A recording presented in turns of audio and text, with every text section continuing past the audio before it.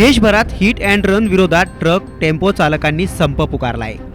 त्यांच्या मागणीची दखल घेत सरकारने या कायद्याची सध्या अंमलबजावणी होणार नसल्याचं स्पष्ट केलंय।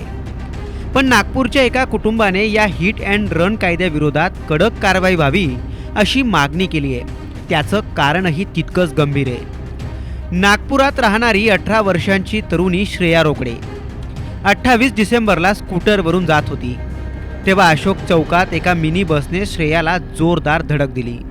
हा अपघात इतका भीषण होता की त्यात श्रेयाचा जागीच मृत्यू झाला। या अपघातात श्रेयाची बहीण जखमी झाली।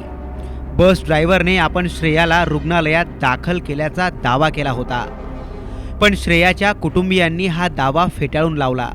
अपघात झाल्यानंतर बस ड्रायव्हर पळून गेला आणि काही तासांनंतर त्याने पोलिसांकडे आत्मसमर्पण केलं, असं श्रेयाच्या कुटुंबियांनी म्हटलंय। इतकंच नाही तर हिट अँड रनच्या कमकुवत कायद्याचा गैरफायदा घेत आरोपीची काही तासातच जामिनावर सुटका झाल्याचंही रोकडे कुटुंबियांनी म्हटलंय। तेव्हाच मिळेल सर, ज्या व्यक्तीने माझ्या मुलीचा जीव घेतला त्याला जेव्हा सजा मिळेल तेव्हा तिच्या आत्म्याला शांती मिळेल सर। माझी फक्त एवढीच रिक्वेस्ट आहे की जे ॲक्सिडेंट करून पडतात आणि अशा म्हणजे घटनेच्या ठिकाणी त्यांना हेल्प न करता असे जीव घेऊन त्यांचे पळतात, त्यांना तर अशी सजा मिळाली पाहिजे सर की मी काय बोलू नाही शकत, शब्द नाही माझ्याकडे। पोलिसांनी काहीच कारवाई केलेली नाही आहे। म्हणजे एक स्टेटमेंट घ्यावं लागतं, ती स्टेटमेंट एकदम नॉमिनल स्टेटमेंट घेतलं। पहिले तर 5-6 दिवस तर स्टेटमेंट घेतला गेलेला नाही आणि त्याच्यावरतून तिसऱ्या दिवशी आम्ही तिथे गेलो। तिसऱ्या दिवशी गेल्यानंतर कॉन्स्टेबल स्वतः आम्हाला म्हणतो की तुमच्या बहिणीची चुकी आहे, आम्ही तुझी बहीण इकडे जात होती असं चालवता येतं का कधी? आम्ही त्यांना डिमांड केली की तुम्ही मला CCTV फुटेज दाखवा, आम्हाला पण माहिती पडू द्या की माझी बहीण कुठे चुकलेली। तो सरळ आम्हाला रागून आणि असा दोष देत होता की आम्ही खूप मोठं म्हणजे कानून ब्रेक केलेला आहे, चुकी केलेली आहे, अशा प्रकारे आमच्याकडे त्यांनी माझ्या भावाला असं ट्रीट केलेलं। मग आम्ही त्याच्यावरती थोडं म्हटलं की आम्हाला CCTV फुटेज दाखवा, ते पण दाखवायला रेडी नव्हते।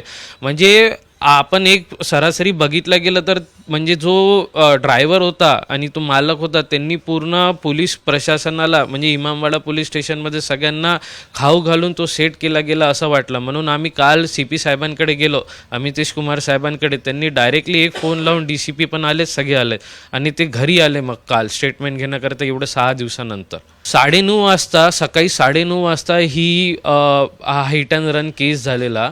तिथून तो पळून गेला आणि रात्री 1:30ला तो पोलीस स्टेशनला हजर झाला आणि तिथे फक्त 1:30 वाजता हजर झाल्यानंतर त्याला तेव्हाच त्याला जामीन मिळाली, बेल भेटून गेलेली।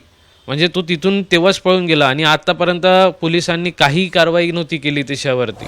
केंद्र सरकारने केलेला कायदा मागे घ्यावा म्हणून ड्रायव्हर्सनी संप केला होता आणि आता हिट अँड रनमध्ये आपल्या मुलीला गमावलेल्या रोकडे कुटुंबियांनी हिट अँड रन विरोधात कडक कायदा करण्याची मागणी केली आहे। या सगळ्यात रोकडे कुटुंबियांना न्याय मिळणार का, हाच प्रश्न उरतो।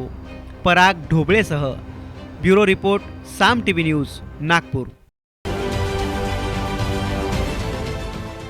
देश विदेशातील प्रत्येक घडामोडींचे लाईव्ह अपडेट मिळवण्यासाठी आता साम टीव्हीच्या सर्व सोशल मीडिया प्लॅटफॉर्मला लाईक, फॉलो आणि सबस्क्राईब करा। तसंच सर्व नोटिफिकेशनसाठी बेल आयकॉन प्रेस करायला विसरू नका।